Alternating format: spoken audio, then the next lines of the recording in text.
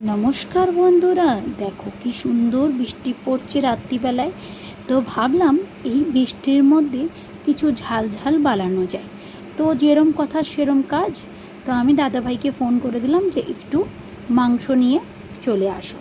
তো দাদাভাই তো অফিসেই ছিল, তো মাংস নিয়ে সোজা চলে আসলো। এরপরে আমি কড়াইতে তেল দিয়ে আমি একটু গোটা গরম মশলা ফোড়ন দিয়ে দিয়েছিলাম, শুকনো লঙ্কা, জিরে, গোলমরিচ, তারপরে তোমার লবঙ্গ সব দিয়ে দিয়েছিলাম বেশ খানিকটা পেঁয়াজটাকে খুব ভালো করে গোল্ডেন ব্রাউন অবধি ভাজার পর তারপরে দিয়ে দিলাম বেশ কিছুটা রসুন আর টমেটো। এই দুটোকে খুব সুন্দর করে ভাজার পর আমি এরপর দিয়ে দিয়েছিলাম একটু জল দিয়ে ঢেকে আমি পুরো পেঁয়াজ, টমেটো, রসুন সবটাকে বেশ ভালো করে কষিয়ে নিয়েছিলাম যাতে কোনো কাঁচা গন্ধ না থাকে। তারপর আমি দিয়ে দিয়েছিলাম নুন, হলুদ, লঙ্কার গুঁড়ো আর একটু দিয়েছিলাম তোমার চিকেন মশলা দিয়ে বেশ ভালো করে আবারও আমি কষিয়েছি। আমি কিন্তু কোনো রান্নাই খুব কষিয়ে করি যাতে খুব সুন্দর একটা গন্ধও আসে আর খুব সুন্দর খেতেও লাগে।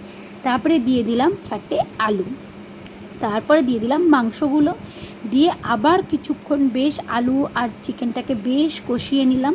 তারপরে দিয়ে দিলাম জল, আবার ঢেকে পুরো রান্নাটাকে কিন্তু আমি কমপ্লিট করে ফেললাম। তো তোমাদের জানিও যে তোমরা চিকেন রান্না কিভাবে করো, আমার মতন করো না নিজেদের স্টাইলে করো। তো চলো দেখো আমার ফাইনাল লুক চিকেনের, দেখো টকবক টকবক করে ফুটছে। আমার তো বলতে গেলেই লোভ এসে যাচ্ছে, এখনই জিভে জল চলে আসছে। আর আমার তো চিকেন ফেভারিট, তো এনি টাইম আমি খেতে পারি। তো দেখা হচ্ছে পরের ভিডিওতে, টাটা।